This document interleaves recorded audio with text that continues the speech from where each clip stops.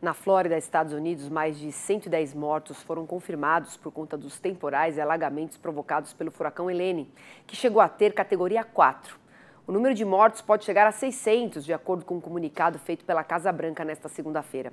Centenas de pessoas estão desaparecidas e milhares sem acesso à energia ou comunicação. Uma empresa de fertilizantes na cidade de Riverview está temporariamente fora de operação devido à intrusão da água causada pela maré alta provocada pelo furacão. Vamos falar com o meteorologista Arthur Miller sobre esse assunto? A Flórida, né, Arthur, ela tem um histórico muito vasto de estragos, até mesmo em lavouras de citros, com tragédias como essa, né, ainda por conta de furacões. E agora o furacão Helene já perdeu intensidade. Mas o grande problema, e a gente já avisou isso por aqui, é que a gente está numa temporada muito perigosa, justamente por causa das águas mais aquecidas do Atlântico Norte, que servem como combustível para esses sistemas, né, Arthur? Não dá para a gente dizer que a gente não vai ter outros dessa intensidade daqui para frente? Bem-vindo. Exatamente, Priscila, obrigado, uma boa tarde para você que nos acompanha aqui no Mercado e Companhia. Mais um furacão avançou ali pelo Caribe, atingindo os Estados Unidos, na qual, além dos ventos intensos, foi chuva muito volumosa. Aqui no telão a gente vai ver as imagens de satélite de semana passada, isso aqui é de quinta para sexta-feira, quando ele estava avançando aqui no Golfo do México, já prestes a atingir aqui a Flórida no final de semana.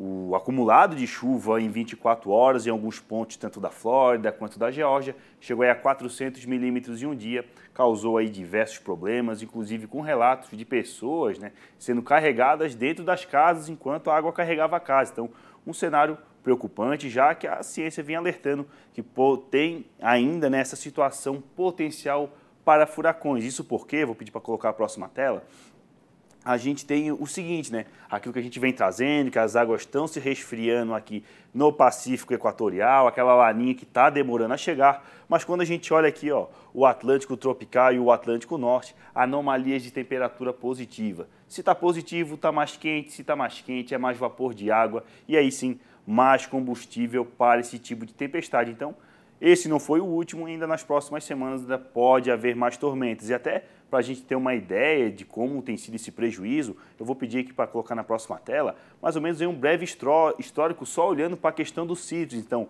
tivemos aí o furacão Irma em 2017, que causou 760 milhões de prejuízo, o Vilma em 2005, mais 300 milhões. Aí tivemos 3 furacões, os Charley, Francis e Jane, lá em 2004, com 400 milhões de prejuízo também, e o Andrew em 1992 com 100 milhões. Ou seja, é uma rota de furacões, é esperado que tenha muito prejuízo, só que conforme a gente vê no decorrer dos anos, o prejuízo é cada vez maior. Claro, tem a questão também da inflação, mas é recorrente esse tipo de problema. E olha, o que chama a atenção, Priscila, é que os Estados Unidos têm muita tecnologia, tem todo um preparo para lidar com essa situação, e aí eu fico imaginando se uma coisa dessa acontecesse na América do Sul, né? O estrago seria muito maior, isso que eles têm preparo.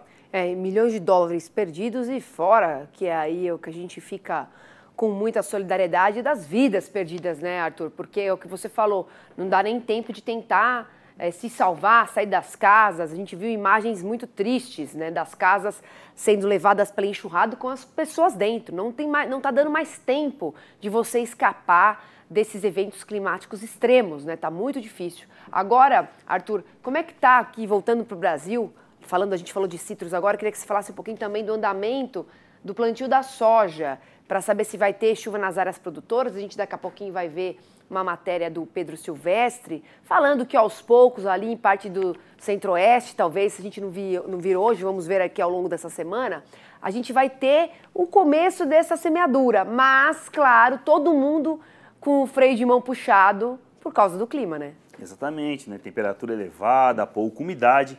Então temos aí que Mato Grosso do Sul, São Paulo e Paraná já começaram a realizar os trabalhos em campo, destacando, né, que tanto Mato Grosso do Sul e Paraná estão atrasados em relação ao mesmo período do ano passado. Segundo dados da Conab, a semeadura já avançou em 2,4%. A tendência é do produtor ainda segurar as operações em campo, justamente porque a chuva ainda vai demorar alguns dias para chegar.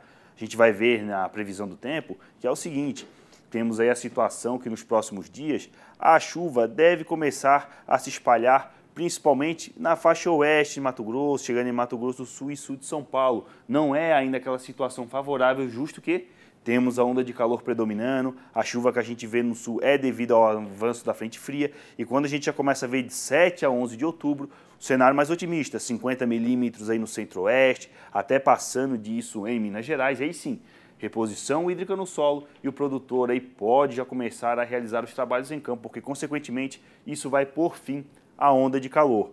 Quando a gente olha até, mais especificamente aqui, ó, interior de São Paulo, chuvas de 80 milímetros, um bom volume de chuva chegando aí no Triângulo Mineiro, áreas aí que já estavam há mais de 100, 120 dias sem chuva, então uma notícia muito boa. E quando a gente olha para o centro-oeste, é chuva chegando tanto no norte de Mato Grosso do Sul e também no estado de Goiás, ou seja, segurar mais alguns dias e a partir aí do dia 7, 8, com o término da onda de calor, o produtor, enfim, pode começar a realizar os trabalhos em campo. Até olhando para Guarapuava, os próximos 30 dias aí no Paraná chuvosos, 180 milímetros. Quando olhamos aí para Itaporã, em Mato Grosso do Sul, a partir do dia 12 a chuva já retornando na região, de forma não tão volumosa, mas já ajuda a garantir aí o início dos trabalhos em campo. E em Sorriso, Mato Grosso, 100 milímetros de chuva entre 7 de outubro ao dia 22, com um período mais seco no começo de novembro, Priscila.